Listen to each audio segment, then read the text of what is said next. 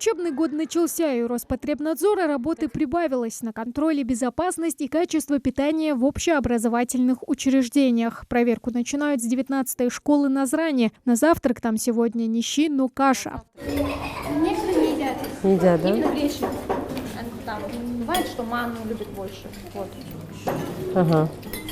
Ну а так в целом дети хорошо едят? Угу. Очень хорошо. Технологическое оборудование, инвентарь и даже тарелки с вилками в школьной столовой. Все должно отвечать принципам здорового питания. Посуда новая у вас? Не побитая? Побитые ждаях есть обязательно. Вот смотрите, вот осколок. Вот такую посуду надо убирать. Заглянули проверяющие на склад и в холодильные камеры, чтобы проверить условия хранения и качество продуктов. Нарушения обнаружили сразу. К примеру, на крупах и фруктах отсутствует маркировка и сопроводительные документы. Этикетки, видите, нет. Как нет? А как приняли, если нет? А может, была? Что...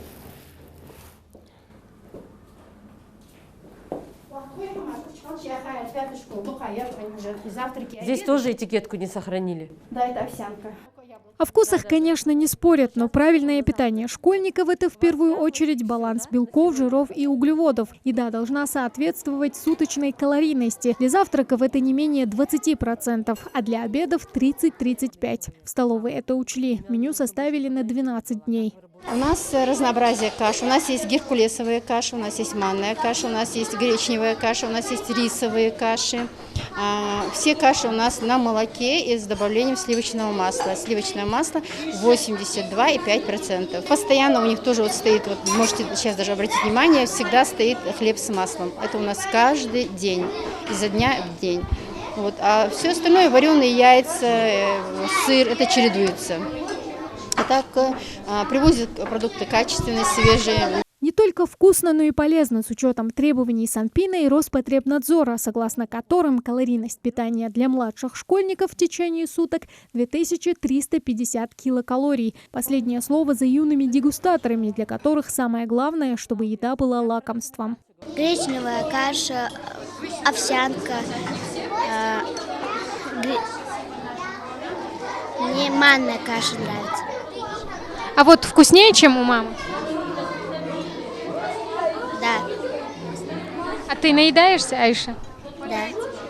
Завтрак у нас бывает каша, бывает овсяная, манновая, рисовая и гречевая. А что еще помимо каши? Еще бывают яблоки.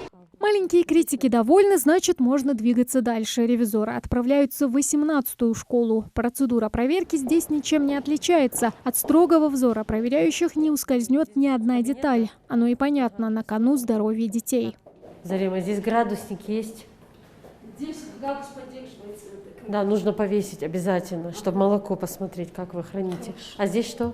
Это печенье. Печенье. Ага, печенье даете, да? Фрукты даете? А крупы где? Роспотребнадзор проверяет также и наличие сопроводительных документов на продукты. Так, здесь сертификаты на продукты. Это температурный режим холодильника. Ага.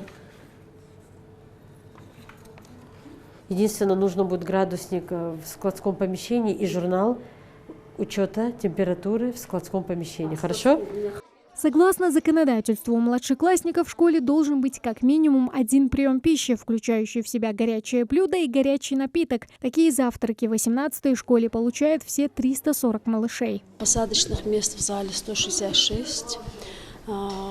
Разработано меню в соответствии с Санпином. Ну и вроде все довольны. Дети любят поесть. Получают они завтраки, так как у нас одна смена. Ну, в понедельник, вторник, каждый день у них разработанное меню. Получают фрукты, каши, какао, масло, сыр. Ходят мои детки тоже в эту школу, очень довольны школой. Каждое утро в пищеблоке у нас проводятся завтраки. Видим по деткам, что они хорошо питаются. Чай, какао, каждый раз рацион меняется. Серьезных нарушений в ходе рейда сотрудники Роспотребнадзора не выявили. Мелкие недочеты работники пищеблоков обещают устранить сразу. Мы нашли несколько нарушений. частично не были представлены товаросопроводительные документы на продукты. Также отсутствовала маркировка на некоторых сыпучих продуктах. И несвоевременно ввелись некоторые журналы. Во второй школе, в принципе, у нас нарушений нет. Мы, как видим, вся документация представлена, условия хранения продуктов соблюдаются. Будем говорить за 2022 год, с января месяца, когда у нас были плановые проверки, были подобные лабораторные исследования. И по этим лабораторным исследованиям занижение калорийности или несоответствие какое-либо по микробиологии у нас не было. Проверки продолжатся до конца учебного года. Ревизоры заглянут во все школьные столовые Ингушетии. Ну а все желающие могут задать интересующие вопросы про питание в школе по телефону горячей линии Роспотребнадзора 8 8734 55 03 21. Тамара Хашагульгова, Магомед Даскиев, Новости 24.